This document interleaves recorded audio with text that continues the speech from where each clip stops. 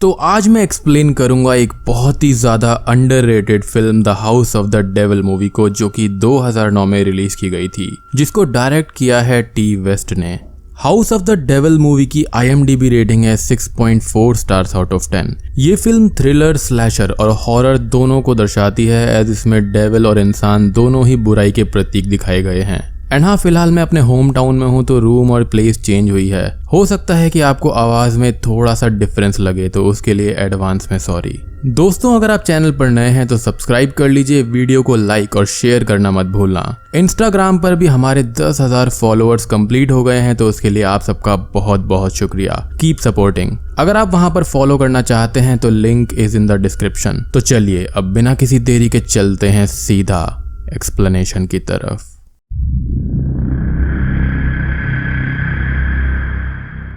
Film की शुरुआत होती है 1980s के समय को दिखाते हुए, जहां पर हम एक सेकंड ईयर स्टूडेंट समांता ह्यूज को देखते हैं, जो कि अपने रहने के लिए एक घर को तलाश कर रही थी। उसको एक घर मिलता है जहां की ओनर उसको अपनी बेटी की तरह मानते हुए एडवांस पेमेंट लेने के लिए मना कर देती है और बस रनिंग रेंट लेने के लिए मान जाती है। समांथा फाइनेंशियली स्ट्रगल कर रही थी और वो अपनी रूममेट के साथ ही छोटी सी जगह पर रहा करती थी, which she didn't like. And वो अपने रूम पर काफी सारे बॉयज को भी लाया करती थी, जो कि समांथा को पसंद नहीं था। वो इंडिपेंडेंटली रहना चाहती थी, जिसके लिए उसने वो घर देखा था। बट यहाँ पर इशू ये था कि उसके पास रनिंग रेंट के लिए भी पैसे नहीं थे, जिसके चलते वो बेबी सिटिंग करने के लिए एक एड को देखती है। वो उस एड पर लिखे गए नंबर पर एक बूथ से कॉल करती है ताकि उसको ये जॉब मिल सके, बट उस वक्त कोई भी कॉल पिक नहीं करता। तो समांथा एक वॉइस मैसेज के जरिए अपना नंबर ड्रॉप कर देती है ताकि एड वाला व्यक्ति उसको कॉल कर सके। लेकिन तभी अचानक से उस बूथ पर कॉल आता है, जो कि विंसेंट उल्मन नाम के व्यक्ति का था, और वो उसको उसी वक्त मिलने के लिए बोलता है, जिसके चलते वो उसका वेट करती है, लेकिन वहां पर कोई भी नहीं आता। और समांथा इस चीज को लेकर काफी ज्यादा दुखी हो जाती है, एज वो काफी ज्यादा हाई होप्स लेकर बैठी हुई थी। समांथा इस बात को अपनी बेस्ट फ्रेंड मैगन से भी डिस्कस करती है, जिसके चलते वो उसको एक आइडिया देती है कि वो सारे के सारे प्रमोशनल पेपर्स को वहां से उतार दे ताकि कोई और बेबी सिटर भी उनको ना मिले। बट समांथा दिल की अच्छी थी और वो इस चीज के लिए मना कर देती है। Innocent one. एंड यहाँ पर पिज्जा का काफी बड़ा रोल है। मैगन को पिज्जा काफी ज्यादा पसंद था और समांथा को भी। समांथा ये सब भूल जाती है और अपने रूम पर जाती है, जहाँ पर उसकी रूममेट उसको ये बताती है कि किसी आदमी ने उसको कॉल किया था। एंड गेस व्हाट, कि वो कौन था? जी हाँ, यहाँ पर विंसेंट उल्मन का ही कॉल था, जो कि समांथा को बेबी सिटिंग करने के लिए डबल पेमेंट देने को रेडी था, यानी कि $200, एज उसने किसी और बेबी सीटर को बुलाया था। But she refuse to work for him. And उसको कोई न्यू बेबी सीटर भी नहीं मिल रही थी, जिसका कारण मैं थोड़ी देर में आप सभी के साथ में डिस्कस करूंगा। और आपको याद होगा कि पब्लिक फोन बूथ पर समांथा ने एक नंबर विंसेंट के लिए ड्रॉप किया था, तो वो नंबर उसके रूम के फोन का ही था। In case you are wondering कि यहाँ पर विंसेंट का कॉल उसके पास में कैसे आ गया। अब इसके चलते वो मान जाती है, उसको पैसों की बहुत ज्यादा जरूरत थी। अब जो एड्रेस विंसेंट ने दिया था वो काफी ज्यादा दूर था और मेन सिटी से अलग फॉरेस्ट एरिया में था, जिसको ढूंढने के लिए मैगन को मैप पर देखना पड़ता है। मैगन समांथा को लिफ्ट देती है और उसको बताती है कि उसने सारे के सारे बेबी सिटिंग वाले प्रमोशंस को उतार दिया है, जिससे इनडायरेक्टली जॉब उसको मिल गई है। नाउ आपको समझ आया होगा कि क्यों विंसेंट को एक भी बेबी सिटर नहीं मिल रही थी और वो क्यों समांथा को डबल पेमेंट देने के लिए रेडी था। बट स्टिल एक बात क्लियर नहीं हुई कि क्यों दूसरी बेबी सिटर ने काम करने से मना कर दिया था। सो इसका रीजन भी काफी सॉलिड है और कुछ छुपे हुए पत्ते हैं, जो कि बस थोड़ी देर में खुल जाएंगे। अब वो दोनों इस बात पर हंसते हैं और इस चीज का मजाक बनाते हैं। खैर, घर पहुंचकर उनको एक बूढ़ा व्यक्ति वेलकम करता है, जो कि था मिस्टर विंसेंट उल्मन। वो बहुत ही अच्छे से उनसे बात कर रहा था। विंसेंट समांथा से पर्सनली बात करता है, जहां पर उसको बताता है कि असल में उनके घर में कोई बच्चा नहीं है, बल्कि उसको वहां पर उसकी माँ की देखभाल करने के लिए बुलाया गया है। And this was the reason कि दूसरी बेबी सिटर ने काम करने से मना कर दिया था, which was a very smart decision. अब इस ऑफर को शुरू में तो समांथा मना कर देती है, जिस पर वो गुस्सा होने लगता है, लेकिन वो उसको $300 तक ऑफर करने को रेडी था। बट देन फाइनली $400 में बात फिक्स हो जाती है। विंसेंट अपनी फैमिली के बारे में बताता है कि उनका एक बेटा है, लेकिन अब वो बड़ा हो चुका है। इस ऑफर को देखते हुए मैगन इस चीज के लिए रेडी नहीं थी, as it was too good to be true, क्योंकि सिर्फ 4 घंटे बेबी सिटिंग करने के लिए $400 कैसे कोई दे सकता है। बट समांथा पैसों के लालच में आ जाती है और वो मैगन को 4 घंटे के बाद उसको पिकअप करने के लिए बोलती है।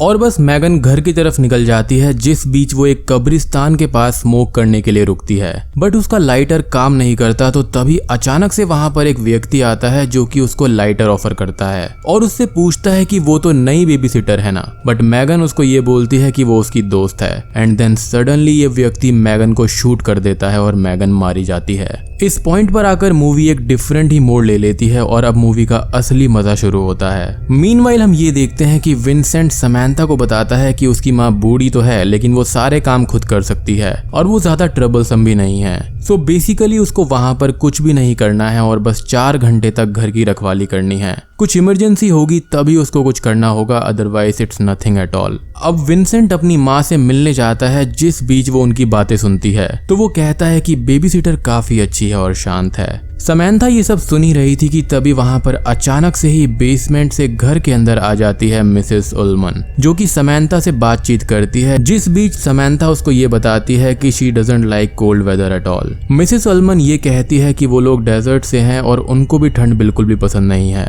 उसका ये कहना था कि वो अपना फर वाला कोट लेने के लिए बेसमेंट के अंदर गई थी। वो समैंथा की काफी तारीफ करती है और बस वो और विंसेंट बाहर अपनी कार से घूमने के लिए निकल जाते हैं। वो समैंथा को पिज्जा ऑर्डर करने के लिए एक नंबर देकर जाता है इन केस अगर उसको भूख लगे तो। यहाँ पर मूवी के अंदर टीवी में और रेडियो पर आज के लूनर एक्लिप्स यानी कि चंद्र ग्रहण के ऊपर काफी ज्यादा फोकस किया जा रहा था, मीनिंग आज की रात कुछ स्पेशल थी, जिस पर ऑब्वियसली समैंथा बिल्कुल भी ध्यान नहीं देती। अब समैंथा घर में एंजॉय करने लगती है और पिज्जा ऑर्डर कर देती है। वो एंजॉय करते टाइम गलती से एक वास को तोड़ देती है, जिसको साफ करते टाइम उसको कुछ फोटोज और कुछ फर वाले कोट दिखाई देते हैं, जिनको देखकर वो ये सोचती है कि मिसेस उल्मन तो बेसमेंट के अंदर कोट लेने गई थी, तो ये सारे कोट्स यहाँ पर कर क्या रहे हैं। देन वो फोटोज को चेक करती है तो वो ये देखती है कि बाहर खड़ी हुई वॉल्वो कार के पास कोई दूसरी फैमिली है, ना कि उल्मन्स। उसी वक्त वो बाहर जाती है और आसपास का माहौल देखती है। सरप्राइजिंगली वो कार वहां पर थी, जिससे समैंथा काफी ज्यादा कंफ्यूज्ड हो जाती है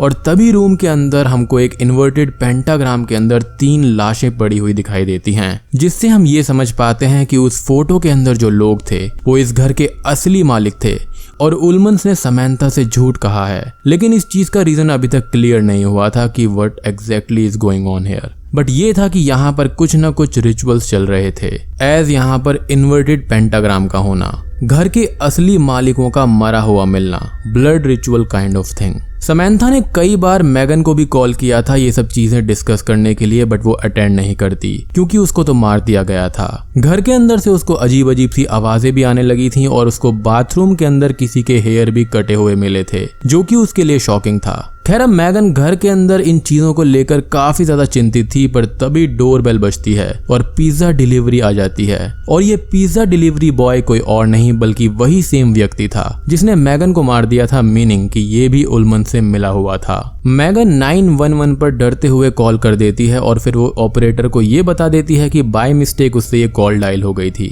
मतलब इनोसेंट होने की भी हद होती है। अब समैंथा आराम से बैठकर पिज्जा खाती है, लेकिन उसको पिज्जा में एक अजीब सा आफ्टर टेस्ट और चौकीनेस आता है, जिसके चलते वो पिज्जा फेंक देती है और फिर से उस साउंड का पीछा करती है जो कि उसने पहले सुनी थी। जैसे जैसे वो इस आवाज का पीछा करती है वो सीधा एटिक के पास पहुंचती है, जहां पर उसको किसी के होने का एहसास होता है। और जैसे जैसे वो गेट खुलता है समैंथा बेहोश होने लगती है।